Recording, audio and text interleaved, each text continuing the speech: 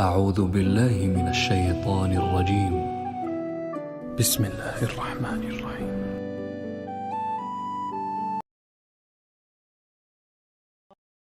جہاں تک چہرے کی ٹکیا کا تعلق ہے وہاں تو کچھ علماء کا بھی اختلاف ہے، لیکن یہ حضرات جو ہیں وہ سر کے بال بازو کے بارے میں بھی کہتے ہیں کہ یہ سطر میں شامل نہیں ہے۔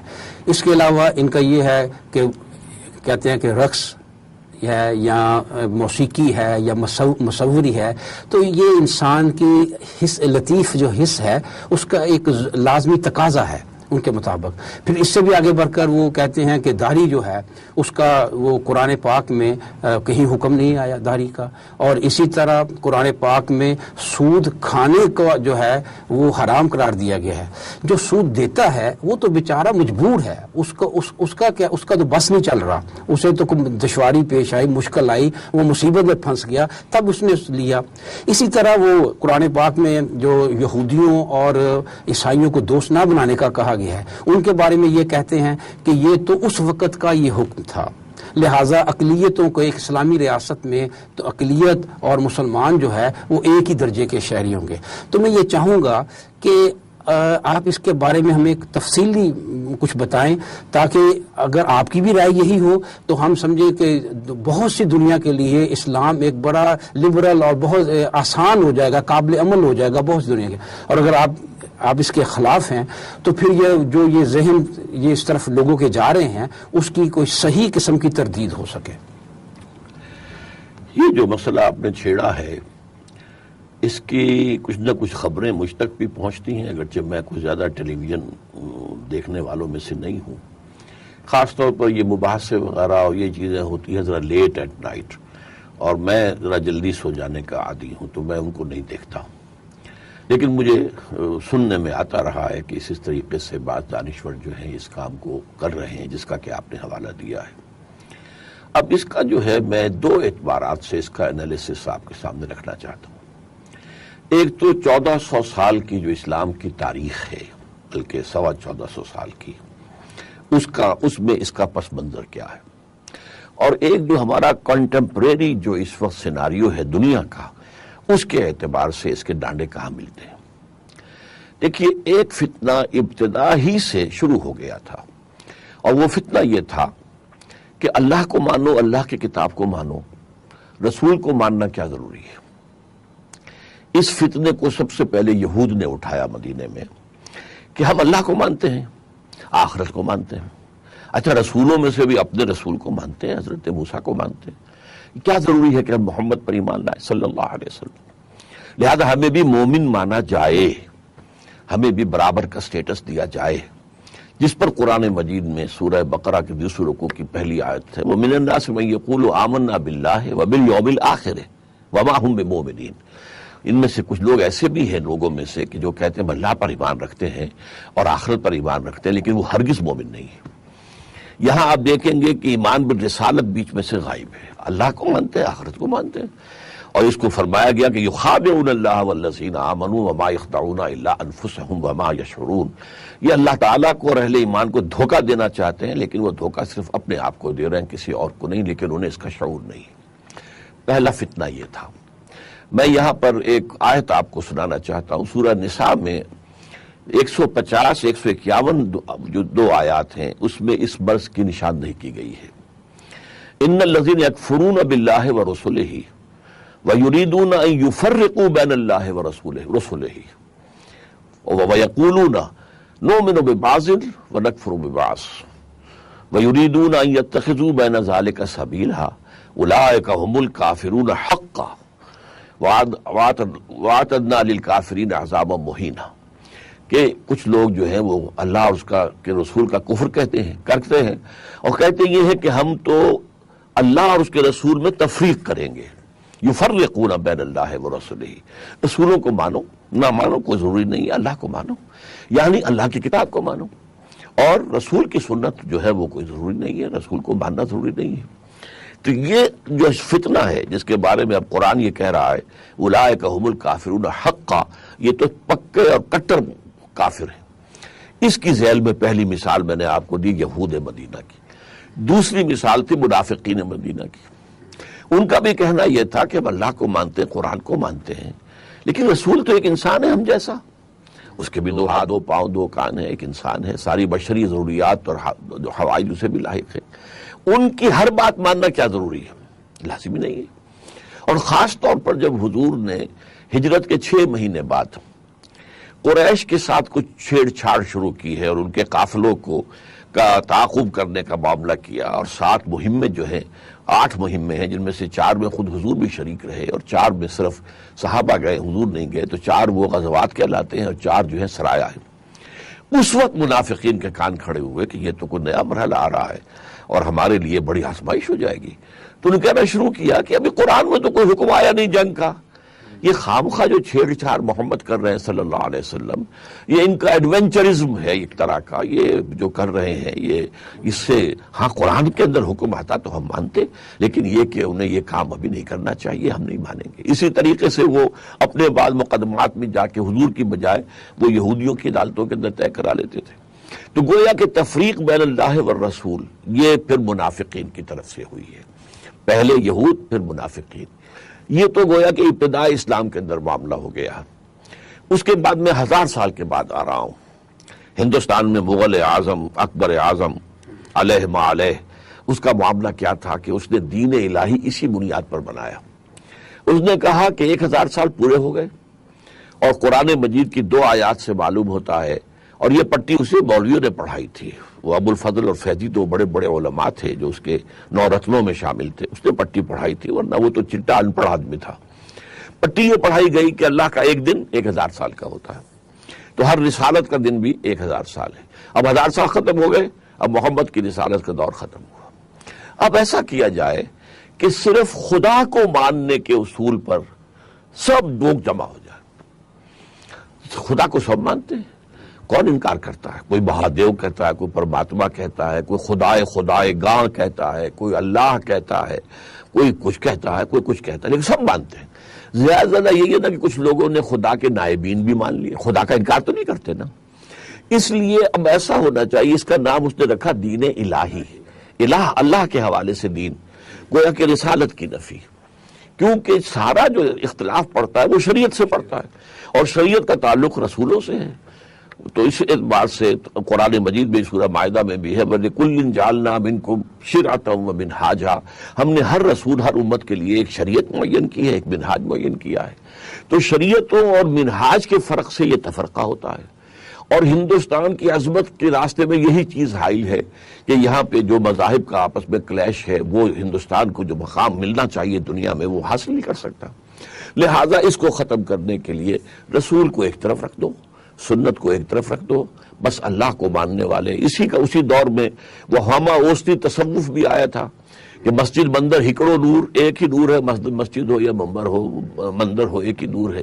ان دونوں کے حوالے سے یہ عظیم فتنہ اٹھا تھا۔ اللہ نے بر وقت خبردار کیا، علامہ اقبال کے الفاظ میں، وہ ہند میں سرمایہ ملت کا نگہباں، اللہ نے بر وقت کیا جس کو خبردار۔ شیخ احمد سرہندی رحمۃ اللہ علیہ کھڑے ہوئے، انہوں نے اس فتنے کی گردن جو ہے مروڑ دی، ختم کر دیا۔ تو یہ تھا دوسرا تاریخ کے اندر۔ پھر اس کے کئی 100 سال بعد یہ پھر اٹھا ہندوؤں کی طرف سے، راجہ رام موہن رائے۔ راجہ رام موہن رائے بہت بڑا عالم تھا، فارسی کا، عربی کا، انگریزی کا، اور اس نے آئینہ تسلیف نامی کتاب لکھی۔ تسلیس، جب یہ کرسچین مشنریز آئے ہیں تو ان کے جواب میں مسلمانوں کی طرف سے دفاع کرنے کے لیے آئینہ تسلیس کتاب لکھی۔ تو اس اعتبار سے وہ بڑی عظیم شخصیت تھی۔ اس کو بھی یہی بات سمجھ میں آئی کہ ہندوستان میں رہنے والوں کو اگر ایک کرنا ہے تو یہ مذہبی تقسیم جب تک ختم نہیں ہوگی اس وقت تک یہ ایک نہیں ہو سکتے، اور ہندوستان جو ہے وہ عظمت کے راستے پر نہیں چل سکتا۔ لہذا اس نے بنایا جسے کہ ہندی میں برہمو سماج کہتے ہیں، اور فارسی میں اسے وہ مجلس ایزدی، ایزد خدا کی مجلس، کہ بس خدا کو ماننے کا معاملہ ہے، اس کے اوپر سب جمع ہو سکتے ہیں، باقی یہ چیزیں کیا فرق پڑتا ہے، ان کو چھوڑو، ان کو ختم کر دو۔ یہ دوسرا تھا۔ گاندھی اسی کا چیلا تھا، اس نے خود مانا ہے کہ میں 2 ہی اشخاص سے میں متاثر ہوں، راجہ رام موہن رائے اور ٹالسٹائی جو ایک ادیب تھا روسی۔ اچھا، اس نے پھر اس کو زندہ کیا، اور متحدہ قومیت جو ہے ہندوستان کے لوگوں کی، اس کا پرچار کیا، اور بدقسمتی سے اس میں مسلمانوں میں سے بھی ایک نابغہ شخصیت جو ہے مولانا ابوالکلام آزاد، وہ ان کے ہتھے چڑھ گئی، چنانچہ انہوں نے بھی اس کو سپورٹ کیا۔ اگرچہ وہ ایک کوشش تھی کہ انگریز کی غلامی سے نجات پانے کے لیے یہ ضروری ہے، لیکن اس کے لیے پھر متحدہ قومیت کا جس طرح کا ڈھول پیٹا گیا، اس میں پھر نفی ہو رہی تھی اسلام کی جداگانہ تشخص کی، وہ تشخص جو ختم ہو رہا تھا اکبر کے زمانے میں، تو اللہ نے بروقت کیا جس کو خبردار وہ احمد سرہندی تھے، لیکن اب اس موقع پر اللہ نے جس کو خبردار کیا وہ علامہ اقبال تھے۔ وہ کھڑے ہوئے ہیں، انہوں نے مسلم نیشن ہوڈ، سیپریٹ مسلم نیشن ہوڈ کا تصور بڑے دلائل کے ساتھ پیش کیا 1930 کے اپنے خطبہ الہ آباد میں، اور اس کے حوالے سے انہوں نے وطنی قومیت کی وہ نفی کی ہے کہ اس دور میں میں اور ہے، جام اور ہے، جم اور، ساقی نے بنا کی روش لطف و ستم اور، تہذیب کے آزر نے ترشوائے صنم اور مسلم نے بھی تعمیر کیا اپنا حرم، اور ان تازہ خداؤں میں بڑا سب سے وطن ہے، جو پیرہن اس کا ہے وہ مذہب کا کفن ہے۔ تو یہ جو فتنہ ہے یہ بھی اس وقت جو ہے پھر دبا ہے اللہ کے فضل سے۔ اب اس سے آگے آئیے، اسی فتنے نے پھر ظہور کیا ہمارے اس پچھلے دور میں کہ ایک انکار حدیث کا، استخفاف حدیث کا فتنہ کھڑا ہو گیا۔ قرآن مانو، قرآن ہی اصل شے ہے، اور یہ کہ سنت اور حدیث تو ہے بھی بڑی ضعیف شے، اتنے عرصے بعد تو جمع کی گئی تھی، اس میں لاکھوں میں سے چند ہزار جو ہیں امام بخاری نے سلیکٹ کی تھی، یہ ہے وہ ہے، کوئی یقینی بات نہیں ہے، اسی سے اختلافات ہوتے ہیں، لہذا اس کو ایک طرف رکھ دو۔ اور یہ ہے کہ قرآن، یہ فرقہ جو پیدا ہوا ہے، اس کو اپنے آپ کو وہ اہل قرآن کہتے تھے، لیکن ان کے لیے صحیح نام جو ہے وہ منکرین حدیث کا ہے یا منکرین سنت کا ہے۔ اس میں بڑی بڑی شخصیتیں ابھری ہیں، ان میں سے مولانا اسلم جیراج پوری ایک ہوتے تھے، نیاز فتح پوری ایک ہوتے تھے، بہت بڑے ادیب ہوتے تھے، مولانا عبداللہ چکڑالوی ہوتے تھے، چکڑالہ یہ جو ہے کوہستان نمک میں ایک پرانا قصبہ ہے۔ یہ بڑی بڑی شخصیتیں جو ہے اس کے اندر آئی ہیں، جو بڑے، اور پھر اس کا اندر سب سے بڑی شخصیت جو آئی ہے وہ غلام احمد پرویز کی ہے۔ اس فتنے کا مقابلہ جو ہے کیا گیا ہے، اس میں مولانا سید ابوالعلا مودودی کا بڑا نمایاں رول رہا، اور انہوں نے جو ہے جو سنت کی آئینی حیثیت کو جس طریقے سے بیان کیا، واقعہ یہ ہے کہ اللہ تعالیٰ انہیں اس کا اجر و ثواب عطا فرمائے۔ باقی اور علماء نے بھی، مولانا ادریس کاندھلوی صاحب کی حجیت حدیث پر ایک کتاب بہت عمدہ تھی، تو اس میں باقی تو سب دب گئے، نہ جیراج پوری کا نام رہا، نہ فتح پوری کا نام رہا، نہ چکڑالوی کا، لیکن یہ کہ پرویز کا جو ہے وہ جادو، چونکہ وہ اچھا مضمون نگار تھا، اچھا جو ہے وہ ادیب تھا، اور مقرر بھی اچھا تھا، وہ زیادہ بڑھا اور اب تک چل رہا ہے۔ اور دوسرے یہ کہ وہ چونکہ سرکاری عہدیدار تھا، وہ سینٹرل انڈیا میں پری پارٹیشن جو ہے وہ جو اصل وہاں کا تھا سیکریٹریٹ، اس میں ایک اہم عہدے پر تھا، پھر پاکستان بننے کے بعد وہ ڈپٹی سیکریٹری ہوا مرکز میں، ایوب خان کا بہت قرب سے حاصل ہوا، اور ایوب خان کو سے اسی نے آئلی قوانین جو ہے ان کا آرڈیننس نافذ کروایا تھا۔ اس شخص نے ایک عجیب فلسفہ گھڑا، اور وہ یہ کہ اصل شے جو مستقل ہے اور ہمیشہ کے وہ صرف قرآن ہے۔ حدیث اور سنت جو قرآن میں آتا، اطیع اللہ و اطیع الرسول، اطیع اللہ کا قائم مقام تو ہو گیا قرآن، اور اطیع الرسول صرف حضور کے زمانے میں ان کی بحیثیت امیر جماعت یا بحیثیت سربراہ سلطنت یا بحیثیت مرکز ملت ان کی اطاعت لازم تھی، ان کے بعد ان کی اطاعت لازم نہیں ہے۔ اور قرآن کو ہم سمجھ سکتے ہیں، عربی زبان ہے، اس کی لغت ہے، اسے سمجھے، اور ہم اپنی من مانی جو ہے جو ہمیں سمجھ میں آئے تفسیر کر سکتے ہیں، اس کے لیے کوئی ضرورت نہیں ہے کہ حدیث کو سمجھا جائے اور حدیث کے حوالے سے بات سمجھی جائے۔ یہ فتنہ تھا کہ جو یہ ابھی چل رہا ہے، اور یہ ہمارے انگریزی پڑھے لکھے لوگوں کے اندر اسے کافی نفوذ حاصل ہوا، اس لیے کہ اس نے بھی مغربی تہذیب کی جن چیزوں کو ہمارے ہاں پڑھے لکھے طبقے نے، اپر ایلیٹ نے اختیار کر لیا تھا، اسے سند مل رہی تھی، اور دین کی جکڑ بندیوں سے آزادی ملتی تھی اس حوالے سے۔ لیکن پھر جو وہ قرآن کی تفسیر جس طریقے سے کرتا تھا شخص، اس کی ایک مثال ہے بڑی مزہ کا خیز، کہ یہ جو قرآن میں کہا گیا ہے کہ چور کے ہاتھ کاٹ دو، چور مرد ہو یا عورت ہو ہاتھ کاٹ دو، ہاتھ کاٹ دو کا مطلب ہاتھ کاٹنا نہیں ہے، تو مولویوں نے غلط بات سمجھی ہے۔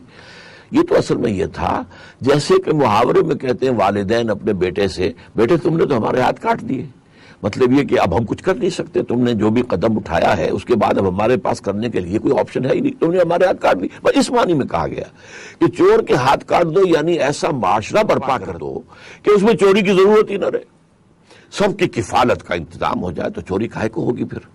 اب حالانکہ اگر ذرا سا بھی میں دیانتداری ہو انسان میں تو وہ دیکھے کہ جہاں قطع ید کی آیت آئی ہے وہاں الفاظ کیا ہے؟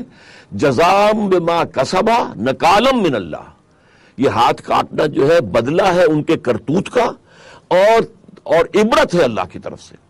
تو کیا ایک اچھا معاشرہ قائم کرنا جس میں کہ سب کے لیے جو ہے ضروریات زندگی فراہم ہو جائیں، یہ کوئی عبرت ہے یا یہ کوئی کرتوتوں کی کوئی سزا ہے؟ لیکن وہاں تو ہے۔ تو اس طریقے سے جب قرآن کو آپ سنت سے علیحدہ کر لیتے ہیں تو پھر قرآن کو، جسے ہم کہتے ہیں موم کی ناک کی طرح جدھر چاہیں موڑ دیں۔ یہ تو ہے میں نے آپ کے سامنے 1400 سال میں جو فتنہ رہا ہے کہ اللہ اور اس کے رسول کے مابین تفریق، وَيُرِيدُونَ أَن يُفَرِّقُوا بَيْنَ اللَّهِ وَرُسُلِهِ وَيُرِيدُونَ أَن يَتَّخِذُوا بَيْنَ ذَلِكَ سَبِيلًا، اس کے درمیان میں ایک راستہ نکالیں تو اولئک ھم الکافرون حقا، یہ کٹر کافر ہے، یہ قرآن کا فتویٰ ہے۔ اب جو عہد حاضر کا سیناریو ہے اس میں مسئلہ کیا ہے؟ دجال اپنے 2 ہدف پورے کر چکا ہے۔ پوری دنیا میں اب حاکمیت عوام کا نظریہ اور اللہ کو سیاست اور سیاست سے نکال کر اللہ ہو، خدا ہو، کوئی اور ہو، ان کو نکال کر علیحدہ مسجدوں میں، مندروں میں، سینیگوگز میں، چرچز میں بند کر دینے کا معاملہ تو ہو چکا جس کا نام سیکولرزم ہے۔ تو دجال نے خدا کو بے دخل کر دیا، کوئی آسمانی شریعت، کوئی آسمانی قانون، کوئی آسمانی ہدایت، کوئی سوال نہیں، ہم خود قانون بنائیں گے، جو چاہیں بنائیں، ہم 2 مردوں کی شادی کو جائز قرار دیں اور ان کو رجسٹر کریں گے، ہمارا ہے۔ شراب پر پابندی لگائیں، اس کا بھی اختیار ہمیں، نہ لگائیں اس کا بھی اختیار ہمیں ہے۔ تو اس اعتبار سے اس میں دجال کی دجالیت جو ہے پوری فتح حاصل کر چکا ہے۔ دوسری سطح پر معیشت کے نظام میں سود کا تانا بانا بن کر اس نے جو ہے جو سب سے بڑا گناہ ہے اسلام کی روح سے، قرآن کی روح سے، جس پر یہ آتا ہے کہ اللہ اور اس کے رسول کی طرف سے اعلان جنگ ہے اگر تم باز نہیں آتے، اب اس کو پیوٹ بنایا ہوا ہے، محور ہے جس کے گرد کے پورا معاشی نظام دنیا کا اس وقت گھوم رہا ہے، اینڈ اٹ از گلوبل، پوری دنیا میں۔ تیسرا مرحلہ ہے اصل میں جو دجالیت کو اب درپیش ہے کہ جو نیچے تہذیب ہے اس تہذیب کو بھی پوری دنیا میں اسی رنگ میں رنگ دیا جائے جس میں کہ مغرب رنگا جا چکا ہے۔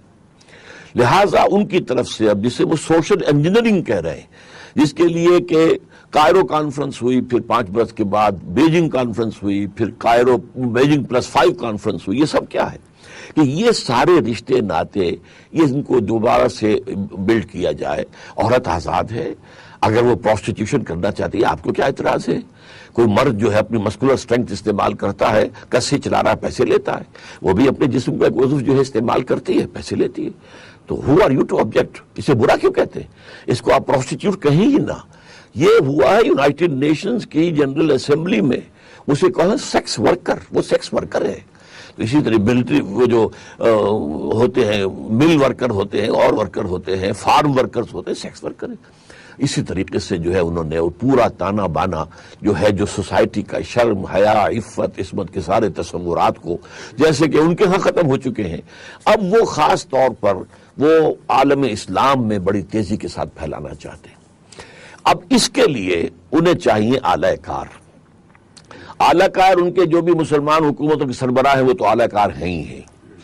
اب انہیں چاہیے مسلمان حکمرانوں کے خلاف تو انہیں معلوم ہے کہ مسلمان وہ عام عوام کے اندر وہ کوئی محبوب شخصیتیں نہیں ہیں، نہ ان کی کوئی تقلید کرنے والا ہے۔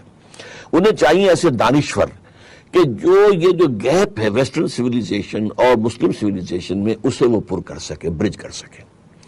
چنانچہ رینڈ کارپوریشن کی جو 6-7 مہینے پہلے رپورٹ آئی ہے، انہوں نے 4 مسلمان کیٹیگریز جو ہیں وہ بیان کی۔ نمبر 1 فنڈامنٹلسٹ، جو اسلام کو ایک نظام سمجھتے ہیں کہ اسلام ایک پولیٹیکو سوشو اکنامک سسٹم ہے، وہ فنڈامنٹلسٹ ہیں، وہ ہمارے دشمن ہیں، ہم نے انہیں ختم کر کے رہنا ہے۔ دوسری ٹریڈیشنلسٹ، جو قال اللہ و قال رسول میں رہتے ہیں، مذہبی ہیں، ان کے مدرسے ہیں، ان کی مسجدیں ہیں، بس اس سے آگے کوئی نظام کا تصور ان کے سامنے نہیں ہے۔ تو یہ اگرچہ فی نفس ہی تو یہ خطرناک نہیں ہے، لیکن اگر فنڈامنٹلسٹ کے ساتھ مل جائے تو پھر بہت خطرناک ہے، اس لیے کہ ان کو جو ہے مسجدوں کے اندر ہر جمعے میں ان کا ایک جو ہے جلسہ ہو رہا ہوتا ہے، تو ان کے جو بھی کانٹیکٹ ہے وہ اس کی وجہ سے وہ بہت خطرناک ہے۔ لہذا انہوں نے کہا کہ ان کو دونوں کو ایک دوسرے سے دور رکھو، فنڈامنٹلسٹ اور ٹریڈیشنلسٹ کو، اور ٹریڈیشنلسٹ کو ان کے جو آپس کے فقہی اور عقیدے کے اختلافات ہیں ان میں الجھاؤ، ان کو اور بڑھکاؤ تاکہ وہ اس میں الجھ رہے، اس سے باہر نکلنے نہ پائیں۔ تیسرے ان کا ماڈرنسٹ، یہ وہ لوگ ہیں کہ جو اسلام کی ایسی تعبیر کر رہے ہیں کہ جو ہماری تہذیب کے ساتھ کمپیٹیبل ہو جائے گی. یہ لوگ ہیں جنہیں سپورٹ کیا جانا ہے. کھل کر کہا انہوں نے. اب چونکہ امریکہ جو ہے سول سپریم پاور آن ارتھ ہے، اسے کوئی ڈھکا چھپا کر بات کرنے کی ضرورت ہی نہیں ہے. وہ تو ایک مست فیل کی طرح ہے، اور وہ اپنی ہر بات، جیسے اس نے کہا کہ ہماری یہ پالیسی ہے پری ایمپٹیو جو ہے ہم اٹیک کریں گے، جہاں سے بھی ہمیں اندیشہ ہوگا ہم اٹیک کر دیں گے، ہم نہیں پوچھیں گے، کوئی پرواہ نہیں کریں گے، نہ یونائٹڈ نیشنز کی نہ ورلڈ اوپینین کی. تو وہ تو ایک مست جو ہے ہاتھی ہے، اس لیے اس کو کہنے میں کوئی آر نہیں ہے. اور وہ رپورٹ جو ہے آپ انٹرنیٹ سے اتار لیجئے، پڑھ لیجئے، صاف لکھا ہے ان کو کہ ان کو سپورٹ کیا جائے اور ان کو خاص طور پر الیکٹرانک میڈیا پر اٹھایا جائے، کیونکہ ان کے پاس کوئی اور جو ہے جو پبلک کانٹیکٹ کا ذریعہ نہیں ہے، ایکسپوجر کوئی اور ہے نہیں، تو ان کو وہاں اٹھایا جائے. چنانچہ جو لوگ یہ کام اس وقت کر رہے ہیں ان کے بارے میں معلوم ہے، ان میں سے بعض کے بارے میں امریکن وائس رائے آ کر ان سے ملا، ان کے بارے میں اب وہ جو سرکار دربار میں رسائی ہو گئی ہے.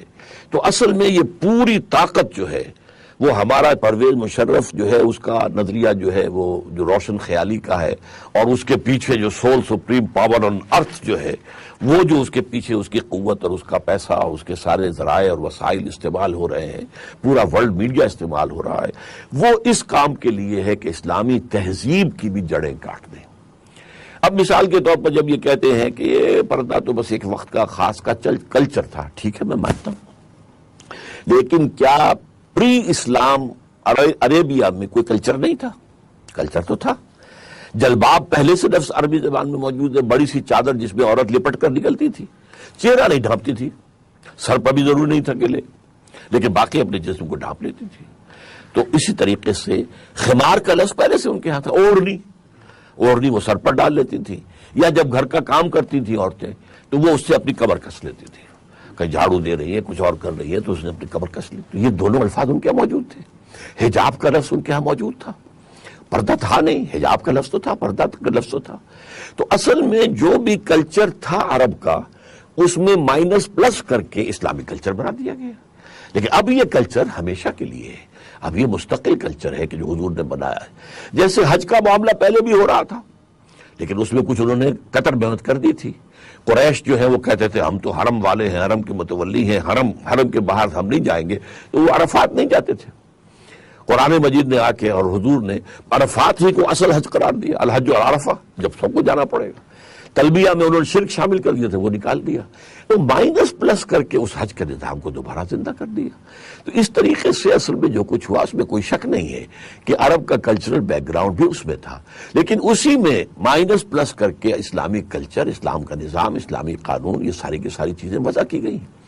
اب یہ جو ہے ہمارے ہاں ایک اور ہیں جنہوں نے یہ کہہ دیا کہ شراب جو ہے وہ تو شراب پینا تو حرام نہیں. کہاں لکھا قرآن میں کہ حرم علیکم الخمر؟ کہیں لکھا ہوا ہے؟ نہیں. اچھا تو میں نے ان سے کہا کہ حرم علیکم الزنا کہیں لکھا ہوا ہے؟ یہ تو اصل میں یہ سارا شراب پی کر دھت ہو جانا اور مست اور مدہوش ہو جانا حرام ہے، شراب پینا جو ہے وہ کوئی حرام نہیں. اب اصل میں کیا ہے، وہ سنت کو کاٹ دیں گے کہ حضور نے تو یہاں تک کیا کہ ہر نشے والی چیز حرام ہے، اور جس چیز کی زیادہ مقدار سے نشہ ہو جائے اس کی قلیل بھی حرام ہے، اس کا قطرہ بھی حرام ہے. یہ ساری چیزیں تو سنت سے آئیں گی. اور جو حجاب کے اور سطر کے احکام آئے تھے وہ سنت سے معلوم ہوگا کہ جب یہ حجاب آ گئے تو پھر کیا ہوا، پھر خواتین جب نکلتی تھی تو اب ان کی شکل کیا ہوتی تھی. یہ سارا معاملہ سنت رسول اور سنت صحابہ رضوان اللہ تعالی علیہ مجمعین سے، سنت سے آپ کاٹ دیجئے. اس کے بعد اب آپ جو چاہیں مانی پہنا لیں. یہ تو وقت کے لیے تھا، یہ اس کے لیے تھا، یہ اس کے لیے تھا. حالانکہ اصل میں قرآن مجید اور سنت رسول یہ دو مستقل بنیادیں ہیں، سورسز ہیں اسلامی شریعت کی اور اسلامی نظام کی اور اسلامی تہذیب کی. اس حوالے سے میرے نزدیک، لیکن چونکہ یہ فتنہ اب جو ہے بڑی طاقتور جو قوتیں ہیں ان کی پشت پناہی سے اٹھ رہا ہے، تو ظاہر بات ہے کہ ان کو جو بھی اس وقت ایکسپوجر مل رہا ہے، اور پھر جو بھی ہمارے ہاں جو مغرب پرست پہلے ہی سے ہیں، مغربی تہذیب میں پہلے ہی رنگے گئے ہیں، انہیں ایک جواز مل رہا ہے کہ چلو ٹھیک ہے، اسلام کی طرف سے بھی دیکھو کتنا بڑا دانشور ہے اور یہ کہہ رہا ہے پردہ وردہ کوئی شے نہیں. آپ نے بتایا، یہ میرے علم میں تو نہیں تھا کہ سلیو لیس بھی کی کوئی ایسی ممانعت نہیں، رقص کی کوئی ممانعت نہیں، فلاں چیز کی ممانعت نہیں. تو میں نے ایک دفعہ ہمارا سیمینار ہوا تھا، میں نے کہا تھا ہاں رقص، لیکن ایک رقص جسم ہے، ایک رقص جان ہے. جو علامہ اقبال نے کہا کہ رقص جسم جو ہے اس سے تو انسان کی مٹی حرکت میں آتی ہے، یعنی انسان کا حیوانی وجود، اور جو رقص جاں ہے، روح کا رقص، اس سے افلاک کے اندر جو ہے وہ برہمی پیدا ہو جاتی ہے۔ رقص تن در گردش آرا خاک را، انسان کا جو سفلی پہلو ہے، خاکی پہلو ہے، وہ گردش میں آتا ہے۔ لیکن رقص جہاں روح کا، دل کا، یہ رقص جو ہے یہ برہم درد افلاک رہا۔ تو یہ معاملے ہے۔ اب ظاہر بات ہے کچھ لوگوں نے سنا یہ کہہ دیا مزامیر ہوتے ہی نہیں تھے۔ اچھا تو وہ حدیث کہاں سے آ گئی کہ میں مزامیر کو توڑنے کے لیے آیا ہوں؟ یہ ساری چیزیں اس کے لیے جس کو کہتے ہیں کہ ماسٹر کی کیا ہے کہ ایک دفعہ حدیث اور سنت سے کاٹ دو، اس کے بعد جیسے ہوتا ہے ایک جہاز جو ہے وہ بے لنگر کا جہاز ہے، لہروں کی وہ رحم و کرم پر ہے، وہ لہریں ادھر لے جائیں ادھر لے جائیں۔ تو لنگر جو ہے دین کے لیے وہ سنت رسول ہے، جو اقبال کہتا ہے، جو پاکستان کا مفکر بھی ہے، مصور بھی ہے، بمصطفیٰ برسا خویش را کے دیں ہماؤست، اگر بہو نہ رسیدی تمام بولا بیست۔ اپنے آپ کو مصطفیٰ صلی اللہ علیہ وسلم کے قدموں میں پہنچا دو، اس لیے کہ دین نام ہی مصطفیٰ کا ہے، دین بنتا ہی مصطفیٰ سے ہے۔ ورنہ یہ ہے کہ صرف قرآن کے ذریعے سے تو آپ جو چاہیں جو تعبیر کر لیں، آپ کا اختیار ہے۔ تو یہ اصل میں اس وقت کی کنٹمپریری جو ہمارا دنیا کا انٹرنیشنل سین ہے عالمی، یہ اس میں پس منظر ہے، اور 1400 سال کی ہماری تاریخ کا پس منظر ہے، وہ بھی میں نے آپ کے سامنے بیان کر دیا۔ اب چونکہ اس کے پیچھے قوت بہت بڑی ہے، اپنی سی کوشش تو ہم کریں، اس کا علاج یہی ہوگا کہ ایک تو یہ کہ اس کا جتنا بھی اللہ تعالیٰ ہمیں ہمت دے ہم اس کا مقابلہ کریں دلیل اور برہان کے ذریعے سے، اور قرآن کی روشنی کو، صحیح روشنی کو زیادہ سے زیادہ پھیلائیں تاکہ معلوم ہو جائے کہ یہ قرآن کی جو تعبیریں کر رہے ہیں یہ غلط ہیں۔ اور تیسرے یہ کہ ہم جو ہیں اس حدیث نبوی پر عمل کریں۔ حضور نے فرمایا تھا بدأ الاسلام غریبا وسیعود کما بدأ فطوبی للغرباء، اسلام کا آغاز ہوا تو وہ اجنبی سی چیز تھی، کوئی اس کو پہچاننے والا نہیں، نئی نئی باتیں کر رہے محمد، یہ کہاں سے لے آئے، یہ کہاں سے لے آئے۔ اور اس کے بعد اسلام میں جب قوت آ گئی، دولت اور سلطنت حاصل ہو گئی، تو سبھی اس کے جاننے والے بن گئے۔ لیکن عنقریب اسلام پھر غریب ہو جائے گا، اگرچہ مسلمان جو ہے بڑھتے رہیں گے لیکن اسلام غریب ہو جائے گا۔ جب غریب اسلام ہو جائے تو جو لوگ اسلام کے دامن سے وابستہ رہیں، چاہے وہ اپنے معاشرے میں اجنبی بن جائیں، انہیں کہا جائے کہ یہ دقیانوس ہیں اور یہ فلاں ہیں اور یہ فلاں ہیں، اگلے وقتوں کے ہیں یہ لوگ، انہیں کچھ نہ کہو، تو یہ لکیر کے فقیر ہیں، یہ بسم اللہ کے گنبد میں رہنے والے ہیں، وہ تانے سنیں، برداشت کریں، لیکن وہ مجسم ایک احتجاج بن جائیں۔ یہ جو تجدد پسندی ہے اور دین کے اندر جو ہے ماڈرنزم پیدا کرنے کی جد و جہد ہو رہی ہے، اس کے خلاف عملی جو ہے جو ہوگا ریزسٹنس، وہ یہ ہوگا کہ ہم اتنے ہی اور زیادہ سنت رسول کے ساتھ اپنے آپ کو